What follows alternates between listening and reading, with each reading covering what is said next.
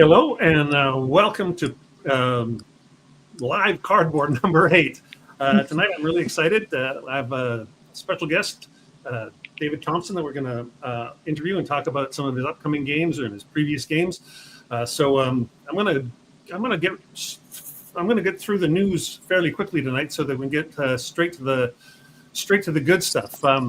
It's been a good couple of weeks here in Pushing Cardboard land. Just had a root canal today, so I guess I'm feeling better after that. I didn't know how I was going to be tonight, if I was going to have chipmunk cheeks or if I was going to be good to go. But I feel good. I feel ready to go. So let's. I just have a couple of news things. So let's do those, and then we'll get to David. The first thing is, for anybody who didn't hear, the CSR award nominations are out. Anybody can go vote. Just go to the website, put in your Google address. I don't even know if you need a Google address. You just need an email address or something, and vote for what you think was the best in the past year. The awards are, I think they've been getting better and better under Gary Megley's oversight, but there's still maybe a few categories that you go, what the hell's going on with that? But that's everybody's going to have their own opinion about that. Anyway, I encourage you to go vote. The more people vote, the better. And then I also wanted to just mention, people always say, let me know about new games coming out. Well, there's a Kickstarter for this from Compass Games, the Volume 3 of Combat.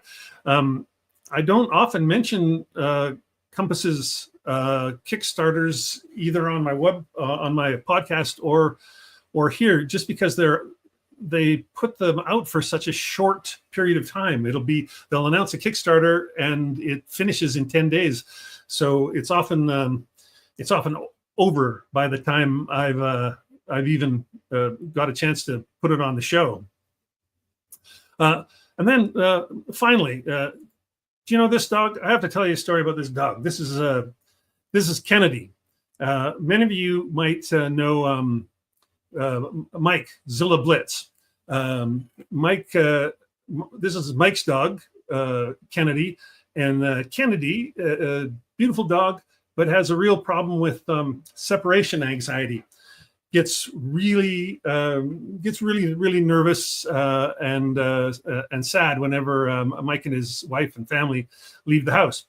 But Mike tends to, when he listens to my podcast, not this, but the audio podcast, he listens to it on his speakers. He just says, Alexa, power up the Pushing Cardboard podcast. Anyway, he noticed that Kennedy loves the sound of my voice.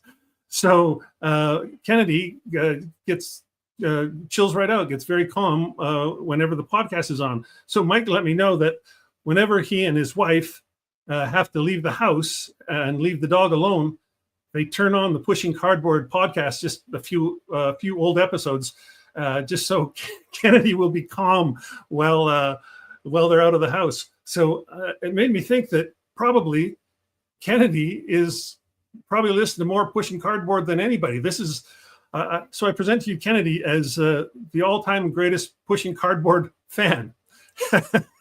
Anyway, yeah. So I want to say thanks, Kennedy. You're a lovely dog, and I'm glad to have you.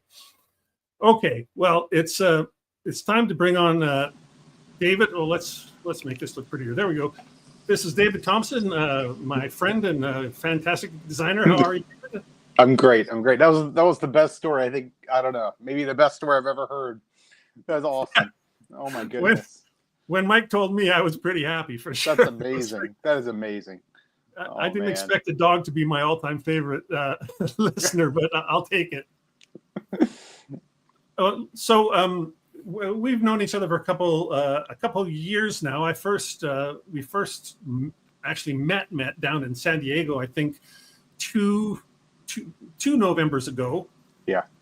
And you let me know. Actually, I think even prior to that you were a big podcast listener, and that you liked Pushing Cardboard and War Games to Go as podcasts. So for both Mark Johnson, who was at that San Diego HisCon, and myself, it was like, my God, we get to meet David Thompson, who actually listens to our podcast not because he's trying to promo something, but just because he likes it. So that was sweet.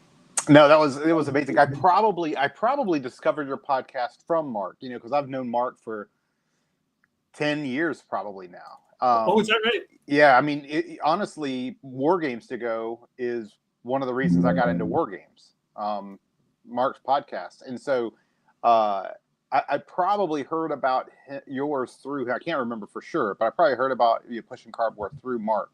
And I definitely feel like, to me, the two podcasts scratch the same itch. It's a guy who I enjoy listening to you guys talk, and you're usually by yourselves, and you're just kind of going through what you've played and news and that kind of stuff, and it's real. Just I'm like Kennedy. It's like very easy to listen to. Well, Mark was very helpful to me when I first started as well. When I first started to get the idea that I wanted to do some podcasting, I'd been listening to podcasts a lot, and I knew what I liked and I didn't like.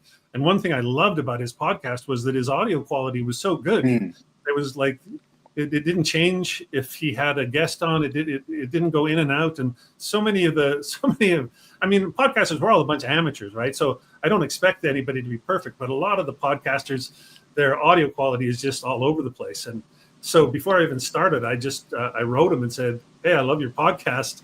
What's your gear setup? What's your software setup? What do you do?" So, and he gave me a few tips, and it was all good. And of course, I'd been listening to his podcast for years by then anyway. So he's one of those guys where you listen to his voice and he just feels like an old friend. Yeah. Like, it's like, it's sweet that way. So anyway, So we met each other back in fall of 2023. We actually sat down and had an interview for the podcast, and we talked about everything that was going on at that point. I think maybe Undaunted Battle of Britain maybe was the most recent game at that point. Yeah. So I thought tonight, I mean, we're going to talk about your American Civil War game a little later, because that's a huge interest to me. But I made a little list of all the things you've come out with in the time since I spoke to you last, because I mean, my God, nobody can be more prolific than you. You're like a machine. But you're like me. You get up like super early, right? I do. I do get up very early. I usually get up like 3:34 to start working. Now I usually go to bed early too, though. So that's that's the trick. But yeah, that time before the day gets started is really my design time for sure. I get up super early, but then I come home early and have a little nap. So that's how I tend to sleep twice in a day rather than going to bed early. Yeah. Anyway, well, let's pop this up on, see if I can make this work. Yeah, that'll probably do, I think. Maybe that'll be better. There we go. Sure. So this is the first thing I saw that came out after that. But I had this feeling, like I ordered this, and I've played 3 or 4 of them. It's totally fun little quick thing, right? It's basically you pay $5 and you get a print and play of some solitaire war games that all you need is to print them out, and you use dice as markers. But there's something about this that made me think like that this project went back to like COVID days or something, that you'd started on it much earlier. I can't. That's a good question. I can't remember exactly where it started. There's a game called Battle Card Market Garden, which Nils, so this is a project. Battle Card is a project that Nils Johansson and I did together for a postcard design competition. And right. So that's where Market Garden came from. And it was really just an exercise. Well, first of all, I love working with Nils. So any chance I get, I'll work with Nils.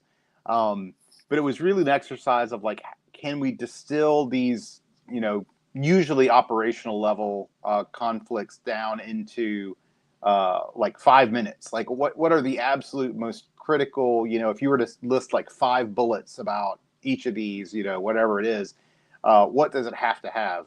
And so that's what the Battle Card series was for us. Is just this like crazy design challenge of distillation down to its absolute essence. Right, and yeah, and then I think you nailed it. Like in terms of what you're trying to do, they're exactly that. And you're right. Nils is a fantastic graphic designer. It's like I'd be eager to work with him if I ever, could afford a graphic artist to work on any of my stuff. Oh, hey, Mark Herman's here tonight. Welcome, Mark. Nice to have another designer stop by, and another one that has been on the podcast. Terrific. So that was the first one I saw.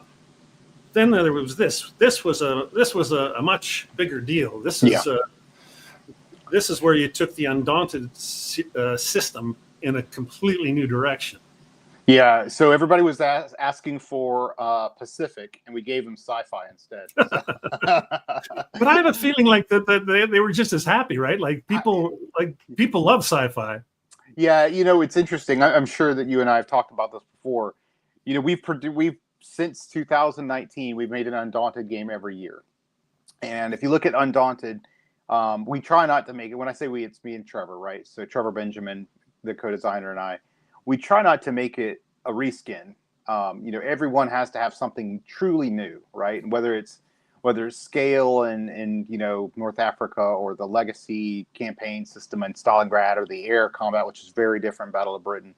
And so we just wanted something completely different, and to be completely honest, the other thing was there was a very large number of people who said, I'm very interested in Undaunted, but I just don't really enjoy the historical war theme. And so, I mean, this was to be completely honest. Some of this was to provide a game to that audience too. But really, it was giving me and Trevor something fresh to work on, so that we don't get too stale with the system. That makes perfect sense, because in terms of your design output, you've always been someone who straddles the line between historical simulation, war type games, and more hobby games. Mm-hmm. So like even the original Undaunted, the very first one, I always thought of that as a game that sort of will appeal to us grognards, but might also appeal to people who don't usually play historical military games for whatever reason. Yeah, I always say that for Undaunted specifically, of my games, I get a lot of people who are war gamers who thank me because they're able to play it with their non-wargaming spouse or friends or whatever. And that's like and kids. I get a lot of war gamers who play with their kids. And that's like the best compliment I can get. Because, maybe some of those people get brought into the wargaming hobby. Maybe they don't. It doesn't really matter. But it gives them somebody to play with that's with a crossover type game. Right. Yeah. You're not the only one. Obviously, James does the. There we go. Yeah, thing. That's like the best I can get. Now, I will say this on Callisto, though, when it comes to the historical, or the setting, is one thing I had been researching in the years leading up to Callisto was the West Virginia mine wars, right? So early 1900s, and there is definitely a thinly veiled inspiration for the setting in Callisto from the West Virginia mine wars. Oh, that's fantastic. Yeah, and a couple of people have actually, like a couple of people on Board Game Geek have actually made that connection, which was the coolest thing. Yeah, I haven't really talked about it publicly, and they mentioned it, and so I was like, oh, well, that's awesome. That's really cool that it came through. That's totally awesome, and totally awesome that you used like a seminal kind of horrible event, and just shitty union busting and all that stuff that was going on. I'm sure we're talking about Matewan or Matawan, or however you say that, and all that. How clever of you to put all that into a sci-fi game.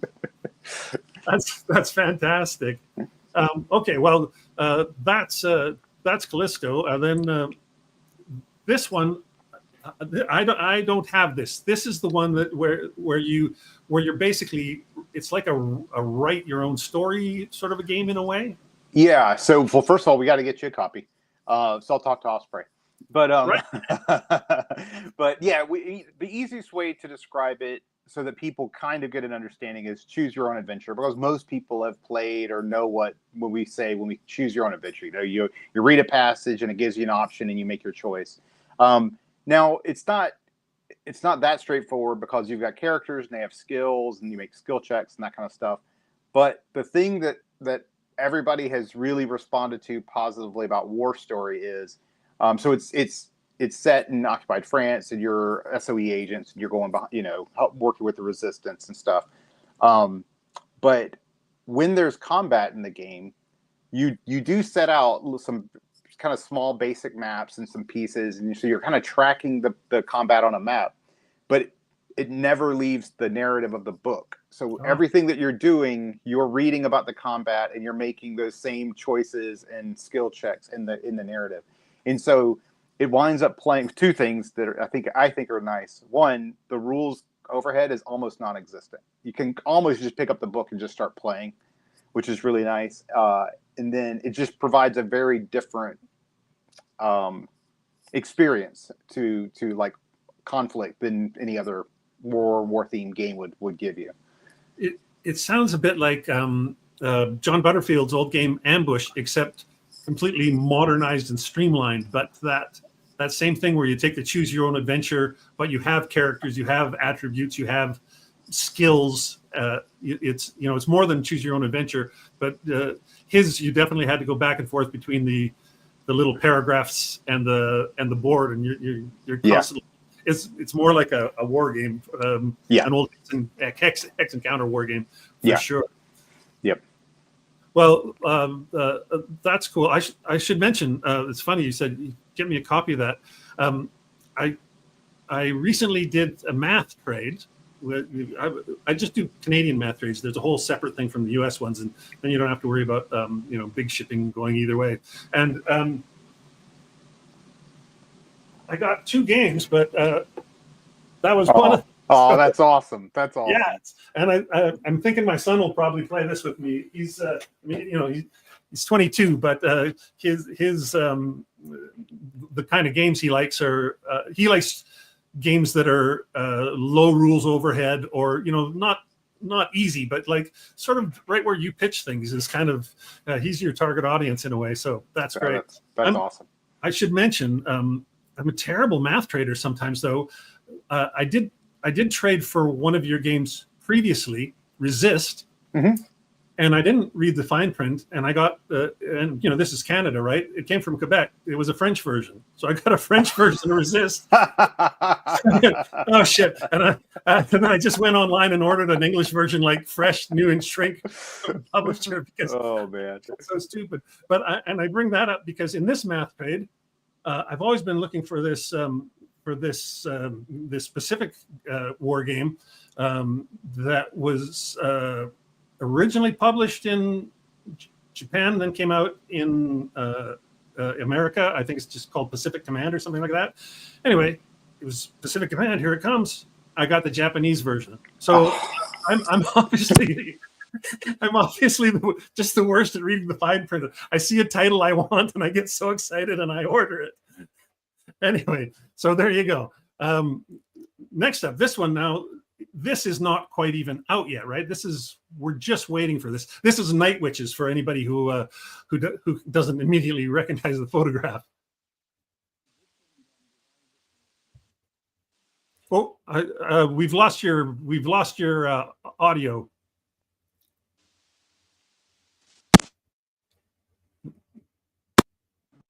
Nah, not yet. Me now? Now, there you go. Now we got you. Yep, all good. You can hear me? Yep. Okay. All right. So yeah, I actually knocked my mic out when I was laughing about your Japanese. I know. I get excited about new games.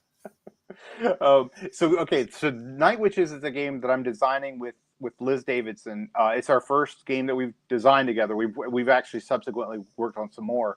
And this one's going to be published by Fort Circle. One plug I'll make real quick, since we're talking about Liz, is it was announced that she won the Golden Geek for her Golden podcast. Geek. Yeah. So congratulations to Liz for that. It's well deserved. She's a great podcast. Yeah, her and Dan Thoreau, I think, were like 1 and 2, and Dan's fantastic as well. It was like yes, two people that totally intersect with our historical and military wargaming space. I don't expect anybody from our even close to our world to reach those heights at the Geek. So good on both of them. I know it's awesome. It's absolutely awesome for those two to be up there. That's just, as you say, that's great for our hobby.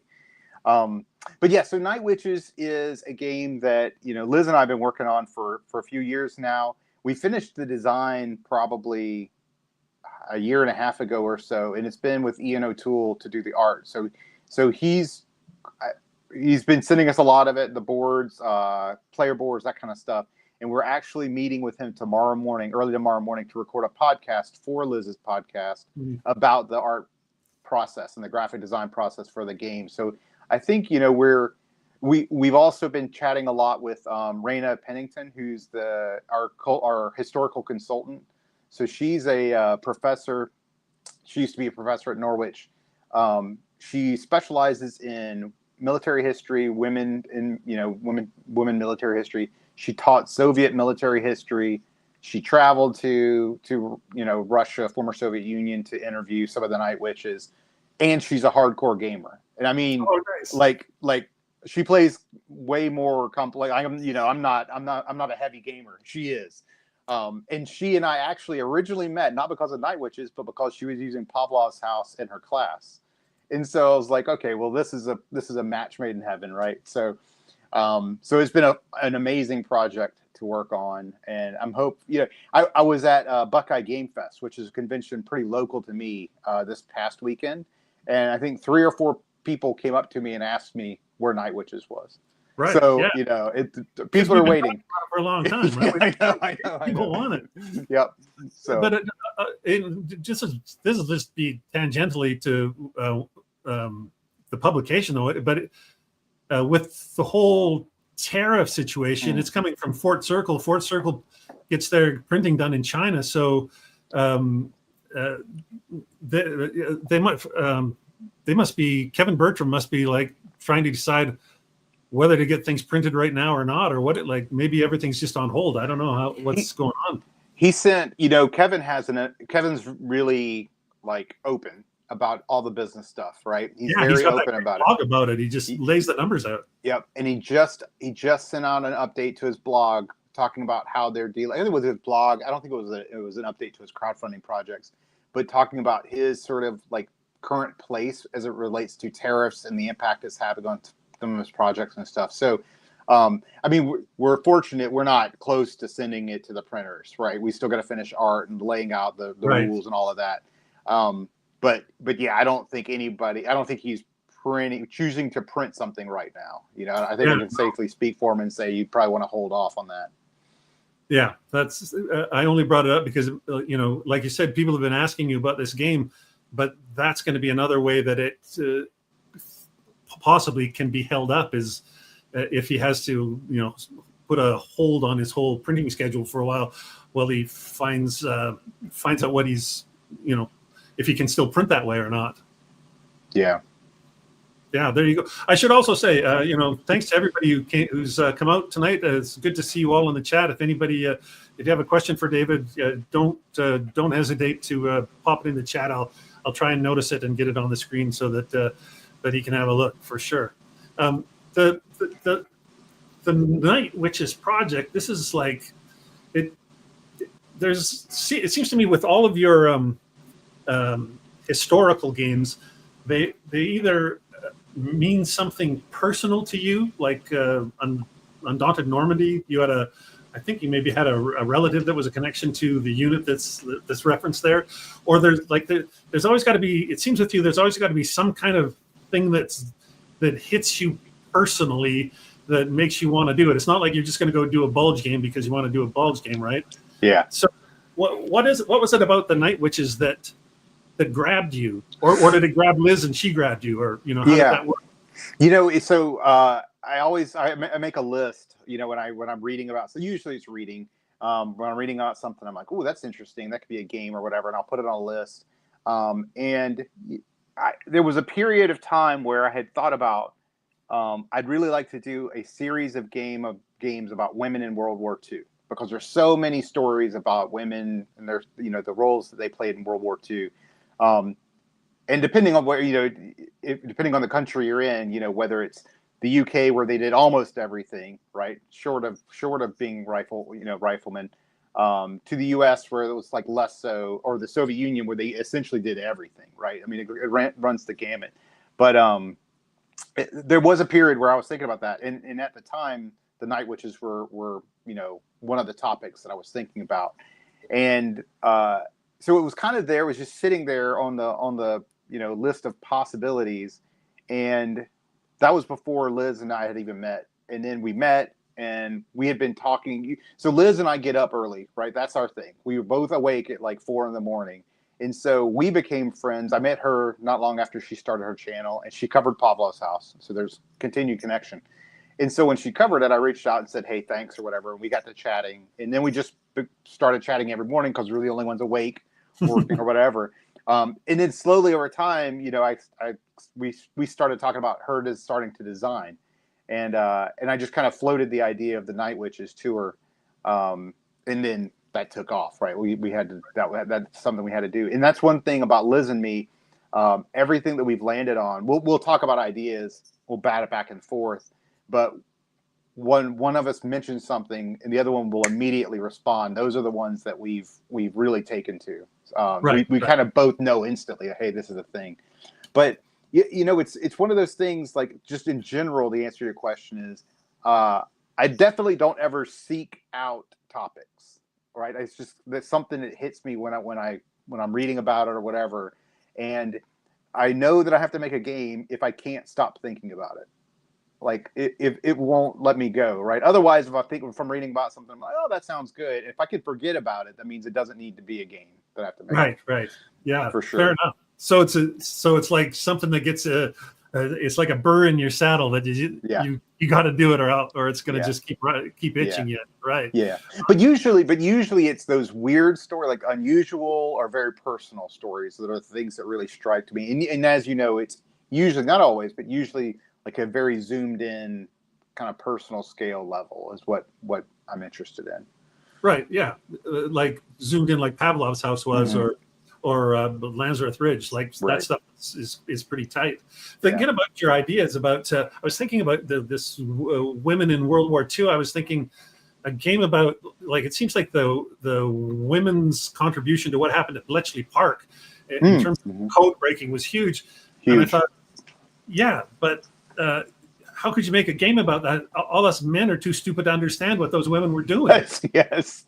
Yeah. When I lived in the UK, we lived probably less than an hour away from Bletchley Park. So it's a place that we visited often, because when we had people visiting, you take in the Bletchley Park, because everybody always goes to the same places, and some people do know of Bletchley Park, some people don't, but there's a difference when you go there. It really is an amazing tour, right, to see what they were able to do. But yeah, you're absolutely right. Like, whether it's women working at Bletchley Park, I mean, I've thought about making a game about the British air defenses during World War II, like the ground-based air defense network.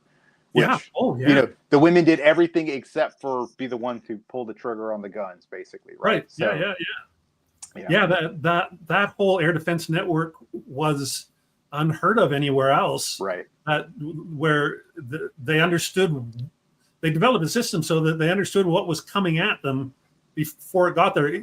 I mean, radar was a thing, but it was like super primitive radar, right? It was like it couldn't tell altitude, it couldn't tell anything else. But that's a great story, fantastic story. I think this is all the games that. Oh no, this one is now. Is this out or not yet? This comes out next month. There you go. Yeah. This is one I didn't even know about, because I only saw it on BGG and went, wait a minute, I haven't even seen about this. Yeah. Is this more like a sci-fi game? Well, here's the deal. So this is the first year since 2019 that we have not made an Undaunted game for Osprey. So what this game is it takes place in the same sort of thematic universe as Undaunted 2200 Callisto. from a storyline perspective, it takes a few. It's set a couple of years after that.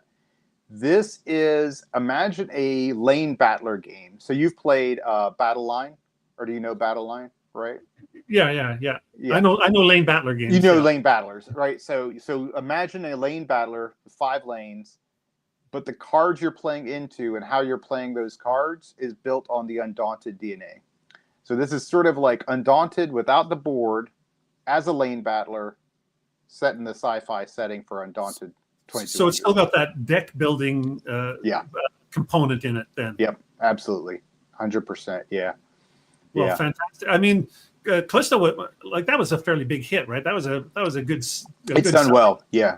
So this it makes sense to have some sort of a follow up for it. That's, And the timing is right now with the cost, with the cost of shipping and everything. This comes in a nice little box. I mean, it's essentially 2 decks of cards. I mean, there's a little bit of other bits to it, but it's So it's a nice, it's tiny. a small box. It's going to have a small.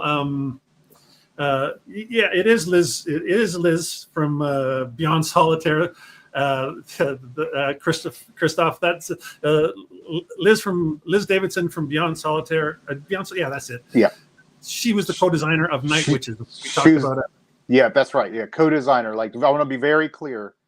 Co-designer, not involved. She was at least as much as involved as I am, if not more. Yeah, absolutely.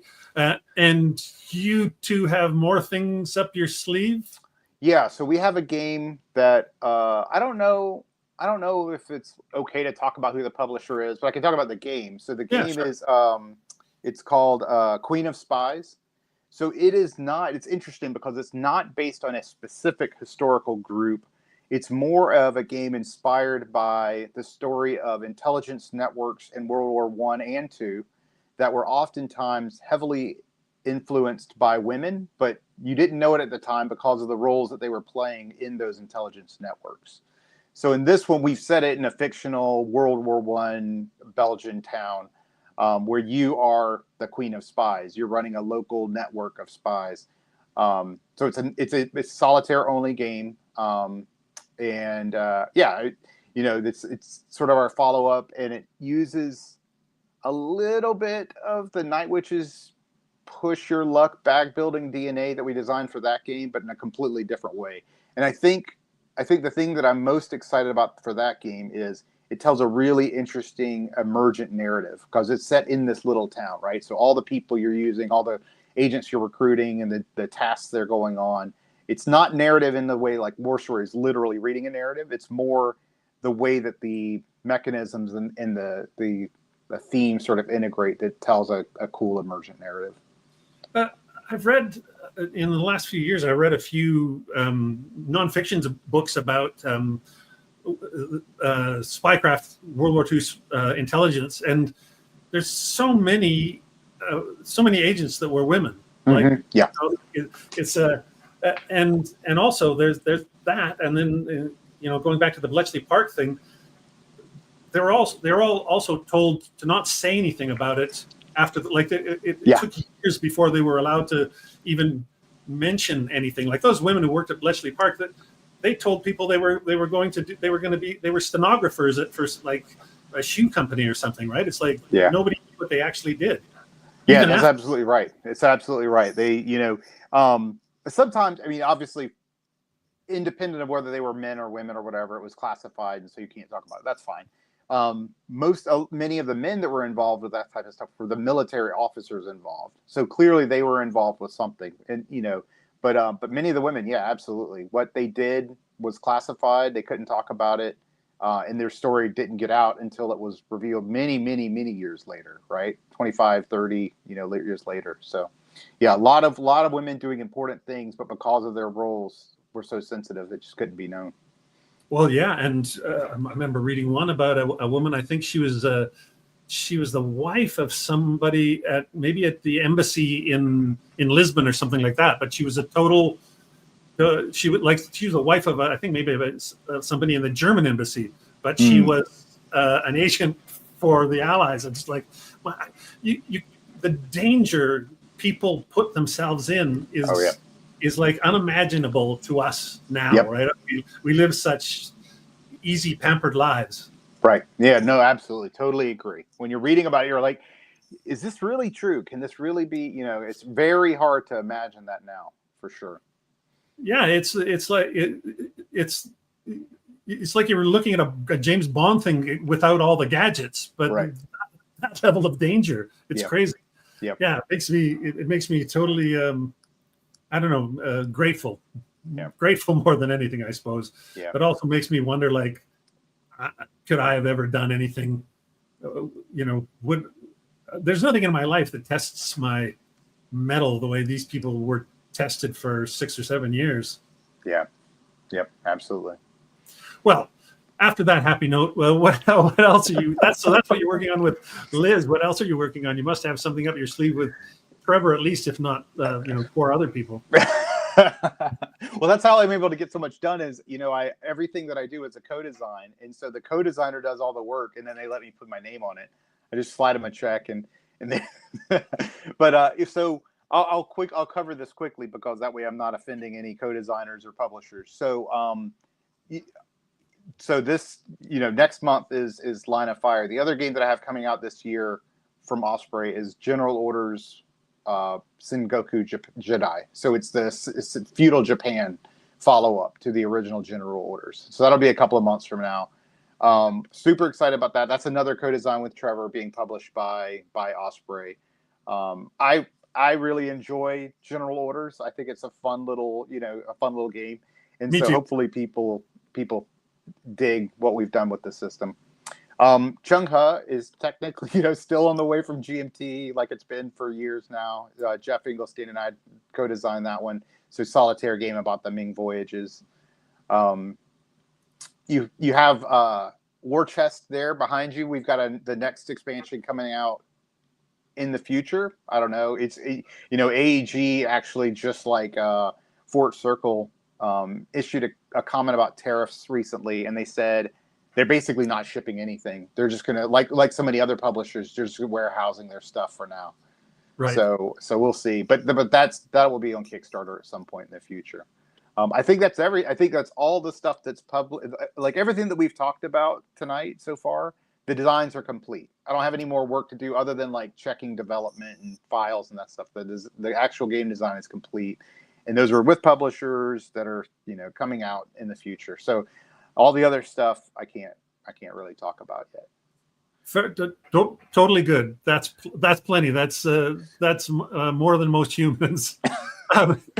So before we're going to talk about your American Civil War game in a minute, but before we go there, let's how much you do so much design work with so many different co-designers. Like you say, you're always working with co-designers. How much time does that give you to still play? I see sometimes you post you're playing this or that with your daughters, but from talking to you before, just like Mark, I've spoken with him before, and like all the good designers I talk to, you say you play games, and the ones that I'm dubious about are the guys who say, "Oh, I don't play anymore. I'm too busy working on my own stuff." So you're still playing. What kind of stuff are you playing? So you're right. I do play with my kids as much as they'll allow it. Now, I've told you this before. My oldest one, my 16-year-old daughter, she'll play like social deduction games. My son used to be my like war chest partner, like 1v1 type guy, and I've kind of lost him to video games. My 14-year-old daughter was my last holdout. She would play anything. She would play war games. She'd play anything with me. And now she still likes playing games, but she's a very busy 14-year-old. So that's difficult now to kind of schedule. So local to me, I have 2 guys that I play with quite a bit. They're my 2 local gaming buddies. And so we usually get together. We try to get together once a month. It doesn't always work out. That's usually like kind of an all-day Saturday thing. When we get together, it's absolutely glorious because we're all omni gamers. We're all willing to play anything, but we all sort of prefer the war games or Euro war themed with Euro sort of influence type games, right? So think something from like we'll try to play something a few months in a row. So like Maria was something we played for a few months. One of my all-time favorites. Versailles 1919. This Saturday, I'm getting together with one of them because one of them can't make it to play Combat Commander. So those are my local two guys for in-person gaming. I have a separate group that I play with maybe once every couple of months. That's more like Root. That's the kind of stuff we're playing. So that group is a little bit removed from wargaming, but it's still that sort of adjacent category, right? Yeah, but that adjacent category would feed a designer like you who's trying to straddle the line between those two worlds, right? So you got to keep a row on each side of the canoe here. Yeah. Oh, absolutely. No, totally agree. Yeah, that's perfect for me. And then really that's kind of it. I'll play online a little bit here and there. It's not I don't play online async ever. For me, gaming is like talking to the person. So if I'm totally cool with playing online as long as we're also live interacting. Right. But I did just having, in saying that, I posted this on Blue Sky. I played Maria on Rally the Troops that way a couple of days ago. And I finally started playing Rally the Troops. And man, holy cow, it's amazing, isn't it? Holy it's fantastic. Cow. Oh, my gosh. It's fantastic. Plus, like the games that they were lucky enough to get the rights to do so far, there's just some bangers in there. I know. Rommel in the Desert, one of my all-time favorite block games, is there. Yeah. Wilderness War is there. It's just there's all kinds of fantastic things in there. Well, my first experience was playing Hammer of the Scots with Mark Johnson. Right. Yeah. And I'd never played Hammer of the Scots before either. So that was from that series, it's got Hammer, it's got Richard III and Julius Caesar. So that it's kind of got the big three from that little run that they did of those that style of games. Yeah. Well, I think publishers and designers who have the foresight to go, this might actually drive sales rather than steal sales. I totally believe that'll get the interest in the games. Nobody's not going to buy a game that they could actually afford to play. Right. That's just the way we are. Yep, absolutely. Yeah, maybe in some other hobby, but not in ours. You play it on there, and you're like, oh, I have to own this, and it'll just sit on your shelf forever, but you still own it. So but you play it on there, and then you bring it back to your group and go like, I play this, like, we got to try this face to face because it was so good, right? Yeah. But I think that happens, and Mark Herman, he's got Rebel Fury out on Steam now. I played it on Steam. Fantastic implementation of that game too, and on Steam it only costs. It's like, I don't know, $10 or something, 15. I don't know, not much, but I could see somebody playing that on Steam and then going, I've got to play this live on the table with my friends, right? It's like, I think the one will feed back more often than not. I don't know. Call me a cockeyed optimist. Who knows? Well, I'm glad to see you got a couple of. Oh, look at that! He says is that five different games out there now? That wouldn't surprise me, given how prolific Mark is. I think I'm talking like two of the most prolific guys in the business tonight.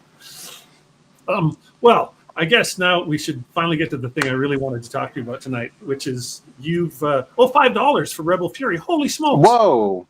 That, Jesus! Everybody, go buy Rebel Fury real quick. $5. Yes, and Washington's War, maybe my all-time favorite CDG. It's between that and Unhappy King Charles, which, not surprisingly, is based on the bones of Washington's War rather than on the bones of Hannibal or Paths to Glory. It's like the English Civil War was built on Mark's idea. So, yeah, fantastic. I forgot about that. Yeah. Anyway, so we're going to talk about your. You got for the first time ever, an American Civil War game that you're working on. You got a publisher for it? Yeah, Flying Pig is the publisher. Yeah. Fantastic. Yep. Great. Yeah. Yep. But I know just a little bit about it, but I know enough to know that this is going to be this is technically an American Civil War game, but it's going to be an American Civil War game, not like what people think when they hear American Civil War game. I'll toss it over to you to say, like, this is what I'm doing. Yeah. So, it's interesting. Well, I'll quickly say why it's different, and then we can kind of talk about the game in general. So the reason it's different is, I could not design like an operational level American Civil War game, because probably 97% of all war gamers know infinitely more about the ACW than I do. Right. So me trying to design a game and not feeling like I'm just some sort of imposter as I'm doing it, that's ludicrous. And the other thing is, as we talked about before, I really enjoy like the zoomed in personal level. Right. And so for me, I would have never considered in the past an ACW game if it wasn't for a topic like the one that, this game, Rebels Against Rebellion's about. So it gave me the opportunity to really deep dive in a subject that I felt like, okay, I have enough mastery in now that I can make a game that's respectful to the topic, right? And so that was very important to me. But really, the way this came about was Mark Walker at Flying Pig had reached out a couple of, first of all, I'm good friends with Herman Lutman, who works closely with Flying Pig, right? Flying Swords. Right, that's right. That's right. And so, actually, talking about a person that's prolific, I mean, yeah, it's true. He is. Yeah, Herman's got his all beat. So yeah, he's got it going on for sure. Yeah, he's amazing, and he crosses genres like you too. Oh he's yeah, like, got that Plum Island stuff going, and yeah. Herman and I are, I just saw him actually this past weekend at Buckeye Game Fest. We hung out quite a bit, and he and I are very similar in terms of like desire to sort of cross genres and willing to steal mechanisms. I don't care where it comes from. I'll use it. So Mark had reached out to me a couple of times about potentially working with Flying Pig, but genuinely, I was like, hey, Mark, I'm super busy, etc. Well, last year in the lead up to Origins, he said, hey, I'm coming with my daughter. She's going to be taking over the company. I want you to meet with us, just to see if you have a game idea. And so that was about the time that I had been researching this topic. And so what this topic is I wanted, and the other thing that was really the key inspiration is on Fred Serval's podcast, right? We have ways, right? Yeah. Fantastic. If anybody hasn't seen it, we're about to advance on your works or whatever it's called. Yeah. It's a long dive into Civil War games, one game per battle, basically, where they also at the same time look at the lost cause sort of idea, and to say, has this game maybe even advertently advanced the idea of the lost cause, or is it free of that kind of bias? Right. But it's great because you get to hear about all these games. Plus, Stewart is a Virginian and a historian. And, so well versed in ACW history. I listen to that podcast for his talk on history as much as I do for the games. Well, anyway. That's really that's really it, right, Stuart? I mean, there's a lot to love about that podcast, and everybody should subscribe and listen to it. It's amazing. It's absolutely amazing, and really, Stuart's insight into the history is as good. It's just a lot. There's so much of it, so powerful. Well, so I'm from Savannah, Georgia originally, right? And I grew up there. I left when I was 18. That's when I joined the Air Force. And so I know all about the ACW in the South. And so when they're talking about the lost cause narrative, it really hits home, right? Like I experienced a lot of that. And so I started thinking, I was like, okay, we have the lost cause narrative and the impact it's had consciously and subconsciously on designers and the war game hobby. But what about people in the South who were loyalists or unionists, right? There's not their story has never been, to my knowledge, their story has never really been told in ACW games, and so that's what I wanted to explore. And so, Rebels Against Rebellion is a game about Scott County, Tennessee, and so when the state of Tennessee seceded in 1861, Scott County, which is an Appalachian East Tennessee county, right on the border of Kentucky, they seceded from Tennessee. So they said, "Hey, we don't want any part of this. We're not playing this game." And when I say they seceded, so this, I think they had like 517 people vote for the secession vote, and I think like 500 plus of them voted to not secede. So we're not talking a close vote. We're talking like overwhelming majority had wanted no part of it. And so what followed that was essentially about 2 years of secessionist aligned guerrillas and the Confederate Army, the actual Confederate Army, collaborating, sometimes, working independent. Regardless, they would come in and they were trying to put down this Unionist home guard, really is what it was, right? That was kind of standing up and defending for what they believed in, for their Unionist beliefs. And so that's what the game does. It depicts that battle between the loyalist guerrillas and the anti-secessionist guerrillas and their Confederate allies. And so it was really, from a game design perspective, it was really an exploration of like trying to do this really small, zoomed in scale guerrilla conflict with some actual Confederate army mixed in there. So that was the sort of design challenge in it. So is it almost like at a tactical level then? Like how zoomed is it? Well, so I'll tell you what happened. I told you I have a couple of buddies that I play with locally a lot. And so as I was, I had sort of started the research, and I think I've talked to you about this before. Typically my process is I'll research a topic for about 6 months to a year before I start the design. So I research it, and then I sort of go through this concept deconstruction process, and then I start working on the design itself. And so I was at that phase where I was like, how am I going to model guerrilla warfare in this county, right? Because when we talk about conflicts, there was one battle, really. One battle of note, and it was Right. the battle for the county seat, Huntsville. And that was a battle that took about an hour. So really, we're talking about guerrilla skirmishes. And so how do you model those? And I was thinking, well, you could use blocks. It could be a block game.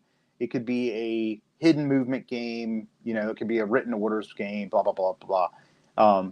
But my buddy, one of my local buddies, and I were playing a lot of A Few Acres of Snow at the time. And what Few Acres of Snow does really, really well is it abstracts away unit strength at any given location. So anybody that's played A Few Acres of Snow knows, okay, at this location, I have a cube. That means that I control it, right? I'm present, whatever it is, whatever abstraction you want to provide to it. But at any given point, you have no idea what the troop strength is, because you don't know what the player's hand of cards is. You can siege a location, it could be drawn out, but at any given moment, you don't know what that's supposed to represent. And so honestly, that served as the foundation of the design, was to leverage the Few Acres of Snow sort of deck building. The way you're able to initiate movement is by playing that location card. And then that's how the game leans into the concept of guerrilla warfare, because you don't have troops on the board. You're present, and it's a point-to-point map. And you just say, hey, this is where I'm present. I've taken control of this. It's possible for me to be here. And then all of your troops are obfuscated by the fact that they're just cards that you've got in your deck, right? I feel like we should, Volko should be here right now, because he's like, for the last year and a half, it feels like he's been obsessed with the idea of hidden information in war games. Mm-hmm. Yeah. This is that's how he came on to his Coast Watchers idea. But It's like every time you hear him talk, that's all he talks about right now. Yeah. It's great. Yeah. You've got another take on it, right? With this, I'm in all these places, but you don't know how much is where, because that's in the cards. Yeah, that's right. And that's the way guerrillas work on both sides. So the person that's playing Scott County, that's the entirety of their entire military force. The person on the Confederate side has some of that, because there were Confederate guerrillas. but they also have Confederate regular units, and they were never stationed in the county. They would just come in, do some, smack around some people, and they would leave. And so the way the game models that is the card play and all of that is the same, but when they recruit their cards, you see where they're coming from. The Scott County player, the defender, sees where they're coming from, and they have to trace supply back. And that player has a lot of ability to sort of affect that line of supply. That's critical. And so the game models that sort of the buildup that you would know in real life of sort of like, hey, the Confederate Army they're preparing. Okay, now we know they're coming. Okay, now we know we can hit their supply line. So that's how it's able to integrate sort of the abstraction of an actual regular army interacting in this guerrilla sort of conflict. So the Scott County Unionists are actually the defender. It's effectively, when you start talking about this, it's like them being the secessionists from the secessionists makes it sound like they're they're moving it, or that they're the attacker, but they're not. No. They make their stand, and then I think Mark's probably got it right here. Yes. Yeah. But they say this is what we're doing, and then the Confederate Army comes in as well as the Confederate guerrillas, right? Yeah, I mean they did a very, very small home guard. There was a short period of time, like about a month, where the home guard became a Union regiment, almost in name only. They were really still operating largely as guerrillas, and they were doing a very small, like every once in a while, like one raid across the county lines or whatever. But really, all they did was defend their county, for 2 years. So they lasted that way till 63. Is that what you're saying? 63. Yeah, that's right. Yep. Yeah, that's and similar West story. Virginia, that's how we got West Virginia, right? It used to just be Virginia, and then the secessionists there made West Virginia. I think I read that there was a small little chunk in Alabama that did some county in Alabama that did something similar to the Scott County thing. Yeah, there's a few examples. So there's a place in Alabama. I mean, it wasn't uncommon, right? There were like Unionist pockets all over the place. There was one in Alabama. Many people probably have heard of Jones, the Free State of Jones, which was a movie with Matthew McConaughey. There you go. So the Free State of Jones is good. So interesting thing. I think it's a pretty good movie from an entertainment perspective. It takes a ton of liberties with the history because the history is not well documented for the Jones County, Mississippi conflict. There's a lot of conflicting history, and it wasn't nearly as clean cut as the movie would have you believe. Yeah, so real history often is too messy to make a straightforward movie. Yeah, and honestly, I dealt with a lot of that with this topic. I had to go as I started researching it. I would run into a lot of brick walls. There's just not, as you can imagine, there's really no secondary sources on this. Mark's exactly right. That's totally true. And there's a lot of reasons for that, mostly economic. I wanted to get to that. There was an economic. There was a reason for the people in Scott County or in Appalachia to stay. There was no plantations there. Correct. There was a reason that they had no interest in supporting that cause. Oh, that's exactly right. Yeah. There was. I mean, really, this is an oversimplification, but really, it was purely economic. Slavery did not help them in any way, right? They weren't going to fight for the cause of slavery for something that it wasn't doing anything for them. Economically, this just wasn't worth trading, the country for something that wasn't supporting them. And this, again, this is an oversimplification, but Tennessee at the time was divided into 3 regions: Middle Tennessee, East, and West. And it was the West and the Middle that basically went pro-Confederate, and essentially the entire eastern part of Tennessee was more unionist aligned. But yeah, I was going to say, on the topic of researching the history, when I started digging into this, there were no published secondary sources. There was one book, but I had to go down to the county in Tennessee because I kept seeing indications of these books. I would say, hey, this book, and I would find it, and it was one library would have a copy, and they wouldn't send it to me through interlibrary loan. And so I finally went down there, and I realized I had to make an appointment with their historical society because it's not open normally. They had to send somebody to be there, right? Because it's still to this day a tiny county. And I realized why is because these were books that were written by local people. The historical society would just print it off for you. It was a PDF, and they would just print it off, right? There was no actual published book.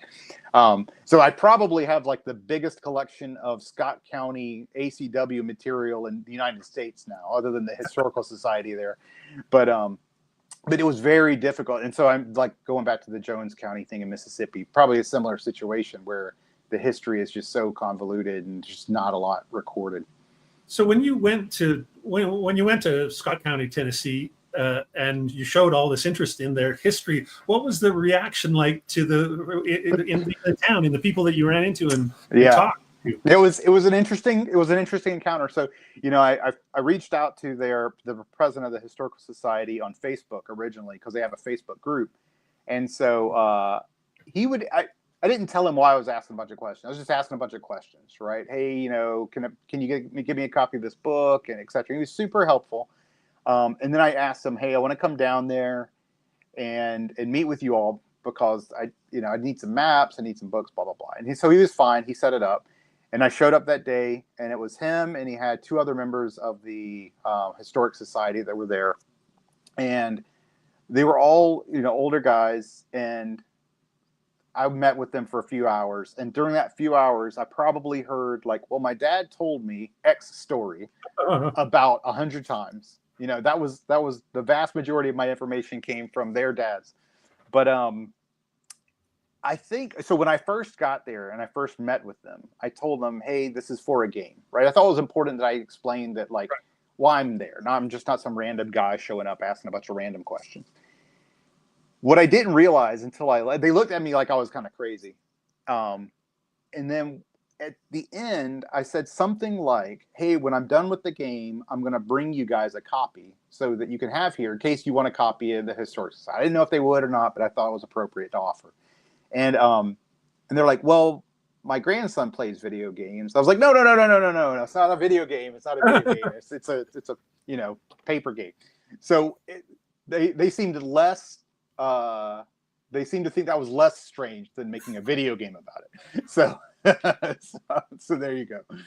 So yeah. Well, so they feel well. I'll let you address Mark's comment here before I have another question for you. But I think everybody would like to see that. That would be a dream come true. Yeah, that would be. I saw Mark. I haven't ever told Mark this, but I saw Mark at I think the first time I saw him in person was at Circle DC or something.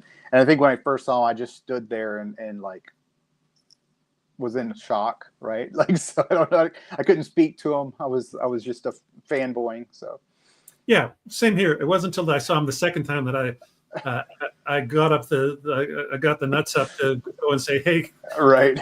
Can I interview you? Can I talk to you? Yeah. I was a bit starstruck. I'll say that. Sure. Yeah.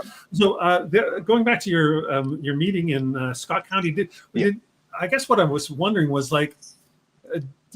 they had all these memories from their fathers or their grandfathers or whatever.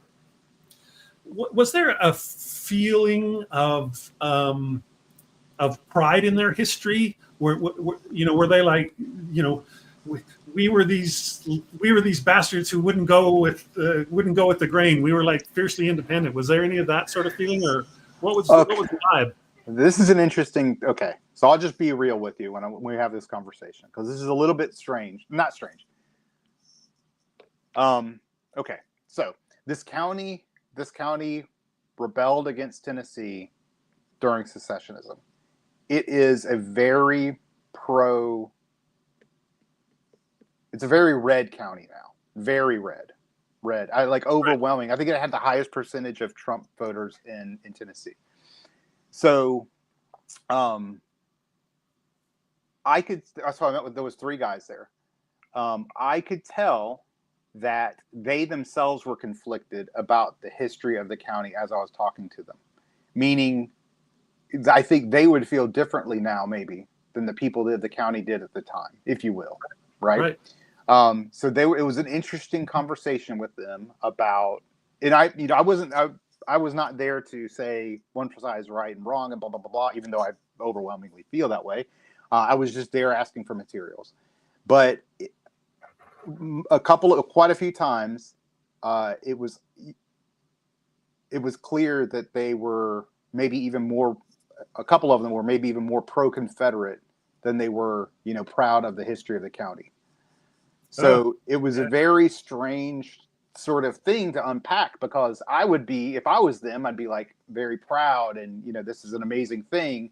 And you could almost sense like, well, let me tell you, literally one of them was like, let me tell you about my ancestors who were on the Confederate side of this instead of the people who were loyalists. The people who were here fighting. Right, right. Yeah. Yeah. Well, I've only brought it up because I think of Tennessee as a very red place these days, and to have this remarkable little chunk of pro-union history there is, it must be the same thing in the spots in Alabama or wherever else where they stick out like a sore thumb. I guess I was just wondering if there was anybody who was still holding on to that and feeling like, yes, they're very proud. I would say in general, they're very proud of it, right? Like there's a monument there that talks about the free state of Scott. So there's plenty of like history still in the county that the county is very proud of, in like that in totality. There absolutely is. Right. That makes sense. So it's more at the individual level where you see that conflict. Right. Yeah, we're proud of it as a community, but when you really drill down into it, it's like, well, my uncle who wore the butternut was that's who I'm sort of I love work. Right. Or, whatever. Yeah. That must have been pretty cool to be able to go like right to that spot and get like, there's a reason that all that stuff is just in that one place, because there's maybe one copy of each of these bits of things, right? And why would they send it to anybody else? Because lose it. Yeah, the most impactful thing for sure was, and this is almost like a scene out of a movie, right? Like Indiana Jones or something. So, I've been meeting with them for hours, and at the very end, one of them was like, hey, you should probably see this. And he takes me over to a drawer, and he opens the drawer, and he takes out this map, and he lays it out. And the map is from like it's the original map from like 1850 or something of the county. And so I immediately took a picture of it because it was the Holy Grail, because I had been looking for maps of the period, right? And the best I could do was some like sort of post-Civil War sort of zoomed out maps. Like I didn't have the level of detail I wanted. And this map had like individual family land plots. It was amazing. It was like homestead. Right. Yeah. Fantastic. Yep. Yeah. I'm with Mark. I think that's going to be when the rubber meets the road. Absolutely. We live in interesting times, right? Oh, look, there you go. There you go. Yeah. There you go for anybody who's doing an ACW game. Perfect.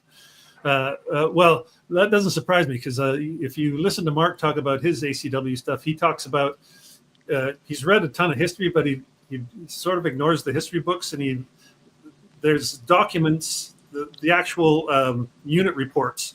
This giant like 20-volume thing from back then, and he's always talking about, well, I just go back to the source and I read what the commanders said, and I take their word for it over what's written later. It's like, oh, there you go. This guy digs deep for sure.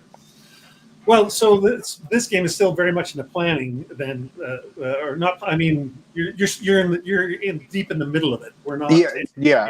The design for it's complete. It's now about to start art and graphic design. Right. Who's your designer? So one thing, the OR. So I did, and Mark's absolutely right. So I used the OR quite a bit. Now the game is a little bit unusual, like I mentioned before, because it is very, very much at the zoomed in level. So a lot of the people referenced in the game are the actual inhabitants of the town, not so much the generals and stuff. But the OR absolutely was critical for a few key pieces in the game. Well, Absolutely. that makes sense. If you're focusing on the actual people. I mean, that's sort of like resist is. You're like you're getting that. You're focusing on the real. You're using real people in the spot of the game that you're actually. That's the heart of the game. Yeah. So I mean, I won't delve into the details too much, but essentially, most of the locations in the county will have references to the people who were at those locations doing the things that were, the sort of memorable elements of those. And these were like, I mean, for example, the most extreme example is a 16-year-old girl who was the daughter of a pilot, a soldier who was, he was a member of the Home Guard who actually joined the regiment that was there, but he was also a pilot. So he was sneaking, guys up to Kentucky so they could join the Union Army. So he was very much targeted A river by the pilot. A pilot, like as in the term of sneaking, a guide. Yeah. And so he was very much targeted by the Confederates, right? And so they came to his house to get him, and he was, of course, in hiding. His family was there, and they were roughing up the family. And one of his daughters, 16-year-old, she'd had enough of it, and so she just attacked one of them with an axe. He wound up like bayoneting her in the eye, so she lost her eye, and he shot at her. She lost a couple of fingers. She went on to kill him, and they fled. The Confederate soldiers fled, and she was one of the only women that got a war pension after the Civil War. Wow. Right? So like she has, so like she's in the game. So those are the kinds of individual people stories that are in the game. And I've got, of course, I do what I always do, and I've got the 40-page historical books that I've written together. That's what I was going to ask. It's like, yeah, of course. You can't put all those details right into the game, but but you can put them into the surrounding historical research and stuff that you put in there. Oh, that's fantastic. When I think about a game like this, I think it's like, I mean, the key thing that'll make it or break it is if the game is good, right? That's what everybody would be interested in. But it's a way of getting history, like little known history or underknown history out there. And the better the game is, the more people discover the history. It's sort of I don't want. The only word that comes to mind is insidious, but there's nothing bad about it. It's not insidious. It's just, I don't know, clever. It's good. Yeah. Well, hopefully, that's exactly what I'm hoping is that obviously it's a beyond niche topic. So it's not like it's some big game, but hopefully enough people discover this story through the game that like it brings some light to that. I think it's an important part of the history, and it doesn't, like I said at the beginning, it doesn't really get told. So, that would be a really awesome thing if just, a handful of people discover this really interesting and I think important story. It's the same deal with Night Witches, really. Like, there's a lot of people who won't know that story, and I think and also the stories of the female snipers for the Russians, huge part of the snipers there, and I think those stories are important because just the other day I was watching a YouTube channel, a gamer, and he was like complaining about women in the military, and they could be in the military but they couldn't have combat roles, right? And it's like, for fuck's sake, like, you're not heard of these women. Right. Yep. No, I know. Absolutely. One thing I did want to say, because I think you were asking about it, and I should have said this at the very beginning. So Rebels Against Rebellion is co-designed with Trevor Benjamin. So early on in the design process, I wasn't sure who I was going to ask to be my co-designer on it, but I always have one. So I knew I'd want somebody. And so after I'd finished the history part, I sent Trevor, I was just bouncing some ideas for the combat system to him. And I love him because we were like brothers, right? He's like my best friend in the world. But I sent him this idea. I was like, hey, here's my idea for this combat system. And he's like, you're an idiot. This is an overwrought combat system. That's not the point of this game. This isn't what you're trying to do. Why don't you just strip this all out? And I was like, yeah, you're right. So then I was like, oh, you should just design it with me then. So he's thank goodness he's come on, and he's, I mean, like we often do, basically I kind of come up with this is what the game's going to be about, and this is the core system. And then he does the hard stuff with me, which is play it 100 million times and develops it and stuff like that. So, and then I should mention that the artist for it's going to be Kwanchai Moria, who did the art for War Story Occupied France, and he's more known in the broad game hobby, not the war game side. Well, I want to ask you two things. One is just mentioned. I've liked the work of you and Trevor so much that I was out looking for a game that my wife and I could play, and I found his game. I think it's called Mandala. And, and went, my wife might like this. So it was like, and it doesn't even have that stinker David Thompson on it. It's just Trevor. That's right. That's right. I wanted to ask you, I forgot to ask you this when we were talking about Night Witches before. Is the artist for Night Witches the same as the artist for the original Undaunted stuff? No. So the artist for Night Witches is Ian O'Toole. Do you know him? I don't know. Okay, so in the mainstream of board games, he's got to be top 3 artists there is. Right. I mean, like in the Eurogame world, he is the man. Like Roger McGowan was when I was 20. Yeah. No exaggeration. He if he's not like number 1, he's right there. Right. So he's unbelievable. Just wait until you see the maps, the graphic, because I would say he's a graphic designer first, an illustrator second, and that's not to say he's not a good illustrator, but what you'll see, but he does both for his projects, and so what you'll see is this seamless integration, and he's not just doing the illustration or graphic design, like he's playing the game, and so we've actually made some slight gameplay improvements based on his feedback for integration with the illustration and graphic design. I think that's so important because the thing that gets overlooked sometimes is how important user interface or user experience is, and how that can actually impact gameplay.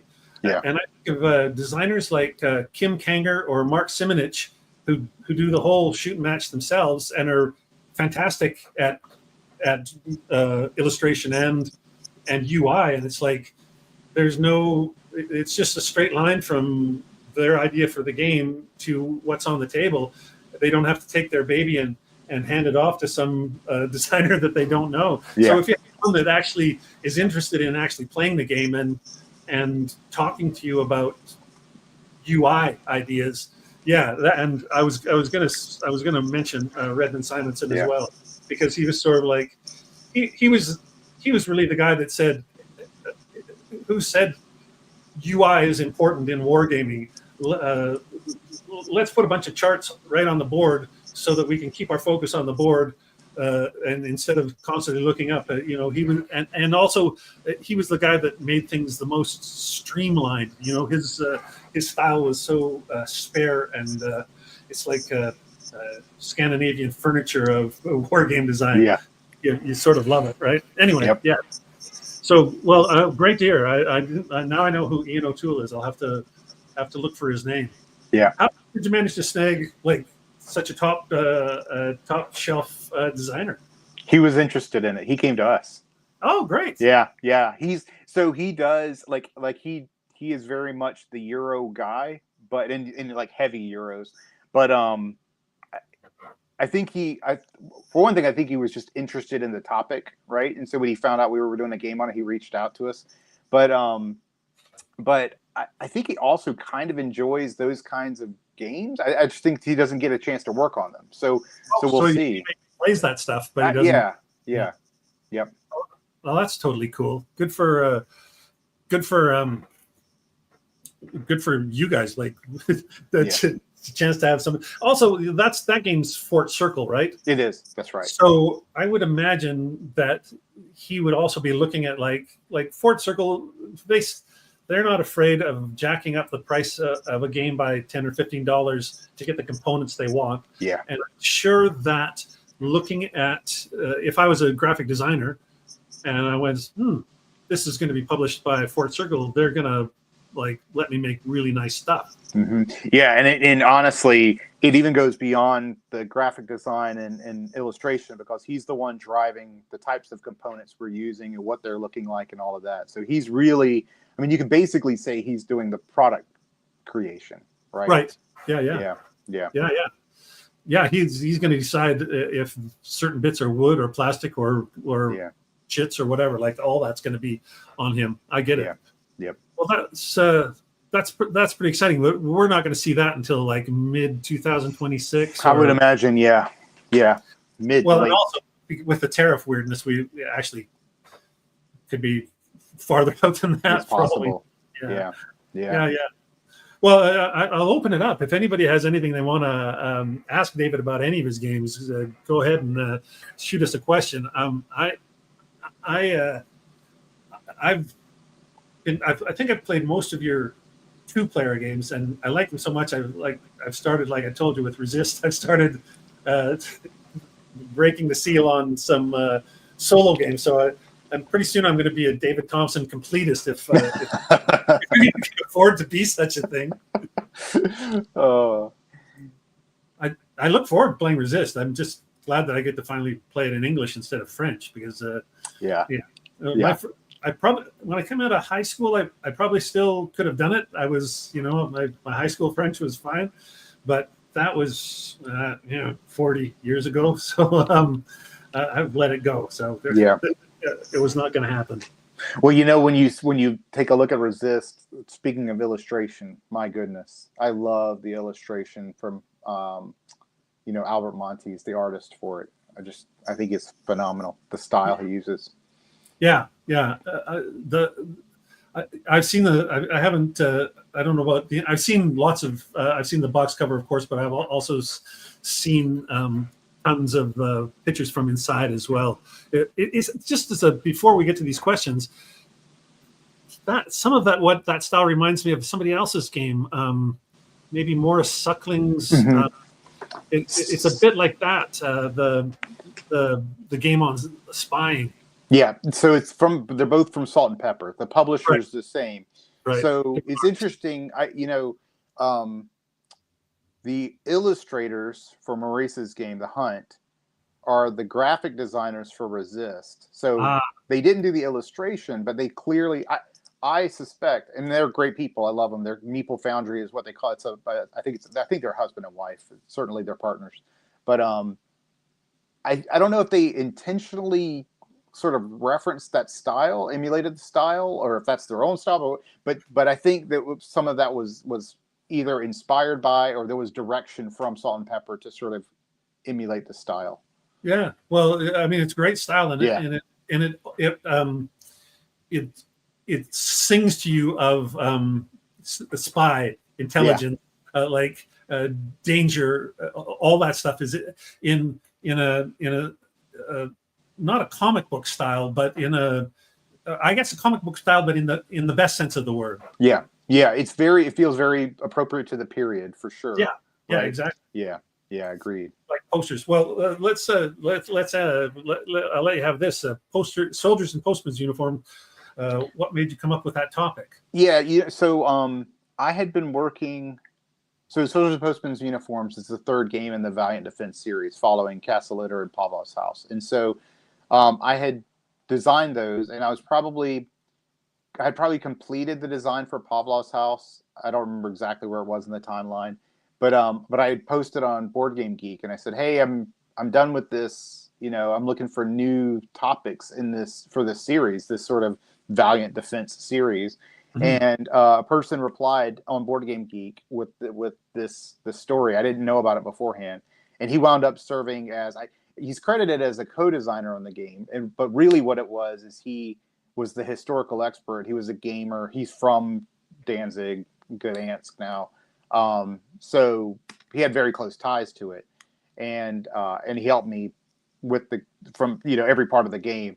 And so he was the one who said, "Hey, if you don't know about this story, there's this post office in Danzig on the first day of World War II. They defended the post office." And so my wife and I actually traveled to Gdansk and met with them and toured. Right. Yeah, we toured. The post office is still there. It's a museum now, but I was able to see, because it's all based on that one building, right? So it's super zoomed in. And we were able to go in the museum, and I was able to kind of get the lines of sight that the Germans had as they were attacking and stuff. And so it was another example of being able to visit the location and get a true sense for it. It might be because, and are you familiar with the story at all for this? you're I've only read what's on the BGG page, basically. Okay, yeah. So I won't tell it's a whole story in and of itself, but the bottom line is that the defenders, the people inside the post office were a mixture of, some people were, like one actual military person, a bunch of paramilitary trained people, but for the most part they were postmen, right? To include a janitor and his wife and his daughter. And the Germans ultimately, the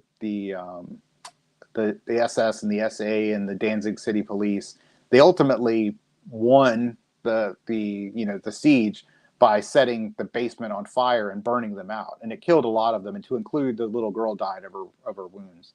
And so it's probably the one that's like the most personal to me in terms of the closeness of the story.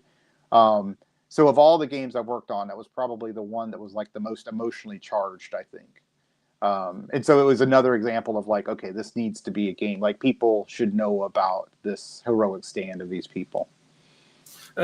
And when you say it's so zoomed in on that house, it's even more zoomed in than Pavlov's house that has sort of a telescoping sort of scale, right? Yeah, because we're unlike Pavlov's house, which is telling really like it's the story of a building, but within a larger battle, right? Right. Like a sort of an operational story that's happening at the same time, or even Landsworth Ridge, which is sort of like zoomed in at almost like it's like the northern end of a town. This is like, no kidding, all the action happens in one building. In one building, yeah. In one building, yeah.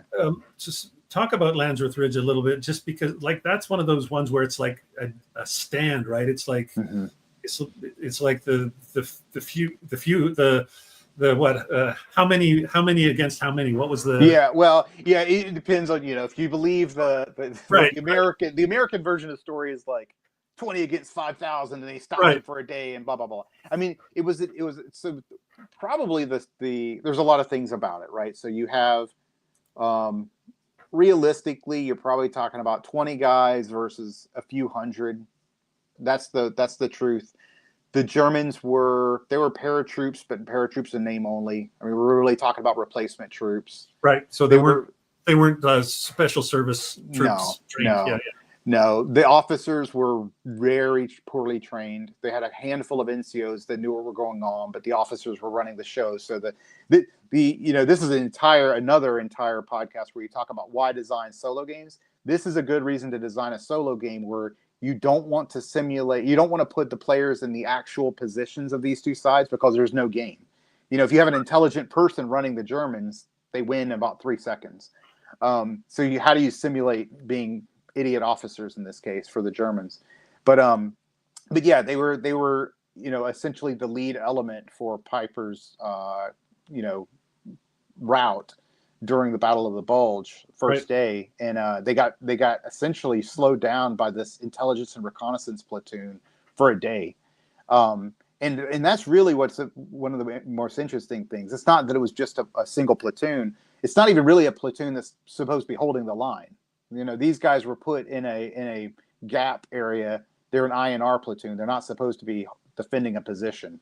Right. So they were doing, by themselves as a platoon, cut off, doing a thing they're not really supposed to be doing, and holding out for a day. They're not much better than the postmen in terms of not really suitability for what they're doing.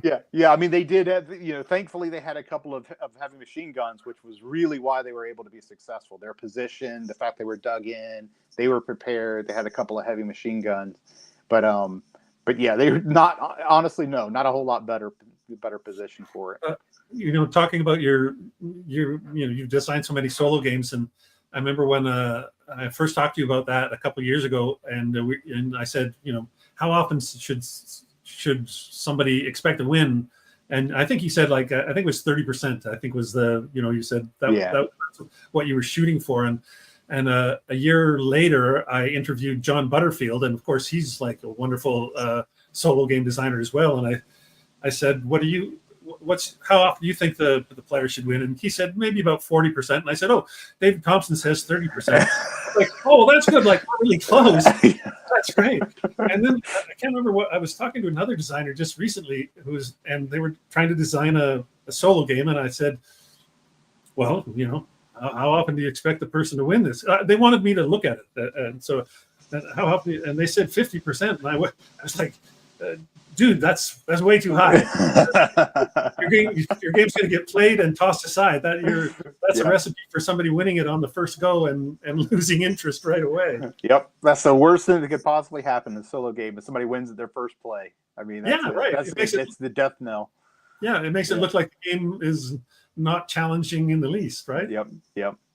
It's but I thought it was funny that you and John sort of you're the new solo guy and he's like the old solo guy. Well, look. There you go. That's right. There you go. Make it impossible. Well, almost never is better than 50%. I think though. Yeah. Well, I do a little bit of a tricky thing in Resist. Resist is a game where it's got, compare your score and whatever your score is how well you've done, right? So depending on your perspective, it's almost impossible to lose because you can choose to stop at any point. And if you do, you've completed the game, you just haven't done well. But the top level, what Resist is, for people that aren't familiar, it's about the Spanish Maquis, right? So going into Spain, trying to liberate Spain after World War II. And so it's the Spanish Maquis against Franco. So the chances of them being successful of liberating Spain against Franco is precisely zero. There's precisely zero chance of success. Well, there is a victory condition in the game where you are successful, but you can't reach it. Right. It's impossible. It's there because that's the point, right? You can't. Right. And man, let me tell you what, that pisses people off. That makes so many people angry because they want to do that, right? And I'm like, nope. That's the point. That's the point. There was no chance. I think it's actually kind of great that probably the majority of players of that game don't know that. Right. That Right. it's not possible. It's probably good for them to keep trying to liberate Spain. Keep on trying. Keep on trying. I was out for dinner with friends a little bit ago, and they're Francophiles. They spend part of the year in France, and so I was trying to tell them about Resist, and that it was about Spanish resistance, but I said that they were the Maquis, but the Maquis is like the French. The French word, was, yeah. And it was like we just went down this rabbit hole of like, what the hell's the real name? Is that what the Spanish actually called themselves, or did they have a? Yeah. So when people think of the Maquis, they think of one of two things. Usually, they either think of the French Maquis, which are what people know about, or they think about the Maquis from Star Trek Deep Space Nine, which was what they were called.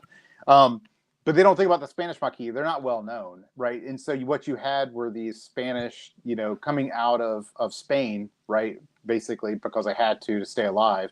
And as they would join up with the Allies, they would be trained by the French Maquis. And so they became the Spanish Maquis. The Spanish. I can't wait to have dinner with them again so that I can clear up this whole thing about why the Spanish use the French word for their freedom fighters, basically. Yeah. Well, see, Mark's obviously a hard ass when it comes to solo as well. I love it. Yeah, that's awesome. Same here. Awesome. That's the way to keep people playing, right? That's right. That's it.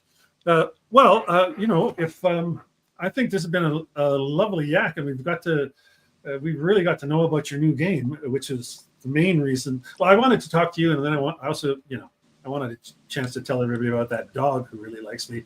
Those are my two big things tonight. So I got to do them both.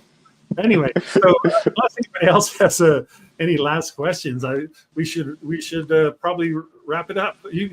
I think you've talked about all your different. I have one other question for you. When it came to you said you had a bad combat system, and then you told it to Trevor. Yeah. And then he became your partner in that game. Yeah. Were you actually going to try and design that solo you just about never design things just by yourself? No, I wouldn't have probably. I would have probably asked, if not Trevor, somebody to work on it with me, because I don't really, the idea of design because some designers do this, they'll design a game, which is to say that they do maybe like 80% of the game, and then they'll give it to a publisher, right? And the expectation is that the publisher will do a bunch of playtesting and development, etc. I'm not a big fan of that personally. I prefer to just absolutely beat a game to absolute death. So what you'll see with a lot of my games is they're either solo games or 2-player games, and that's for practical purposes where I basically just like to play it a million times with my design partner. And so Rebels Against Rebellion is a 2-player game. And so if no other reason, from a practical perspective, if I have a co-design partner, we're just going to play it together a million times, right? So I don't have to look for play testers or whatever. I mean, of course, you want blind play testing after the fact and blah, blah, blah. But from the literally hundreds of plays of the game, it's just easier to have a co-design partner. The other thing, though, is I just don't want to ever run the risk of like getting into some sort of rut where I'm just, I'll make a new game and I'll just kind of grind through the process myself. And I mean, I would be a little bit concerned that my stuff would start to look samey or not be challenged or carrying a lot of personal baggage. And so for me, it's just easier and better. And I enjoy, I mean, here's the other thing, right? There's 2 other really practical benefits. One, I'm it's not my job. So I'm not here to make money. It needs to be enjoyable. And I would rather be working with somebody than sitting by myself working on it. And then 2, co-designing it holds me accountable. If I have a design partner, and Trevor and I meet twice a week, every week. Right. Having a partner, then you have deadlines. You have things you have to make. Where when you're just by yourself, there's nobody holding your feet to the fire. Exactly. I think it's interesting though that your idea of a co-designer as being a replacement for a developer, basically, right? Is like we're going to work it's like having a developer along for the whole ride, where you're just like, we're going to play this thing to death. Yeah. Do you get super sick of your games by the time you're done? Yeah, sometimes I do. I mean, it's funny because I don't get sick. I mean, certainly I just need a break every once in a while, right? So Trevor and I are working on the game right now. I do a pretty good job of version controlling and version tracking. It's on version 30. That means that underwent a significant gameplay change, right? So 30 times. Yeah. And each of those, you can imagine we probably played on average between 5 and 10 times, right? So, I mean, that's a lot. That's a lot of playing a single game. And so even if you love something, it's like, okay, that's a lot of times to play something. You need a break from it. For sure. Something fresh.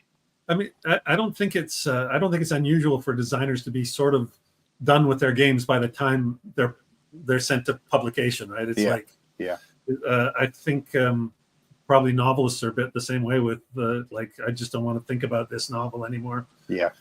Jonathan wants to know if you'll tell us what's next for Undaunted. I can't say. I can say that we're done with it. It's already completed. Everything's because Osprey runs an extremely tight ship with their schedule. So they tell us, we will meet with them. They will tell us. Well, it's for one thing, I will say this: it's become an amazing partnership between me, Trevor, Roland McDonald, the artist, and the Osprey team, meaning the graphic design team, etc. When we started on the most recent Undaunted, which hasn't been announced yet, before we did a single bit of work, the entire creative team came together and talked about it as a project. This is what it's going to be. Robbie McNiven, who is the guy who wrote the narrative pieces to Stalingrad, was brought in. So everybody was there at the start to say, hey, here's the idea. This is what we're going to do. So from an experience and a product perspective, that is like a fine oiled machine. They run a very tight ship. So we typically know for about 3 years out that, hey, this is what the Undaunted we're going to work on. It usually takes me and Trevor about a year to design it. Then they have about 2 years after that to get it out. So we're in that period of like the game design has been completed. I just can't talk about it. Right. Yeah. Well, also, Osprey wants to and do their whole publicity campaign. Yeah. They don't want to they want to be able to do a bang. They don't want it to be leaked out ahead of the time and not make any kind of a splash when it's officially announced. So yeah, it makes sense. but it's like a real drag for Jonathan Dyer, who wants to know what's next for Sorry, Jonathan. Because now that you put Callisto into the mix, like nobody knows what. Nobody knows. It could be anything. Everybody wanted Pacific, and you didn't do it, and now well, will he do Pacific, or are we going to have Undaunted at the OK Corral? Like, it could be anything. Anything at all goes. Yeah, that's right. Well, whatever it is, I'll buy it. The Osprey's also been an interesting publisher because their component quality is beautiful as well. So yeah, totally. Yeah, they're great. You totally got the right guys there. Yep. Okay, well, I think that's everything. It's been wonderful talking to you again. I'm sure we'll talk for a second after we go off the air here, but thanks so much for being my guest and making making all these people happy. Yeah, absolutely. Thanks for having me. This has been fun. As always, love chatting with you. Yeah. All right. Well, good night, everybody. We'll talk to you in a couple of weeks.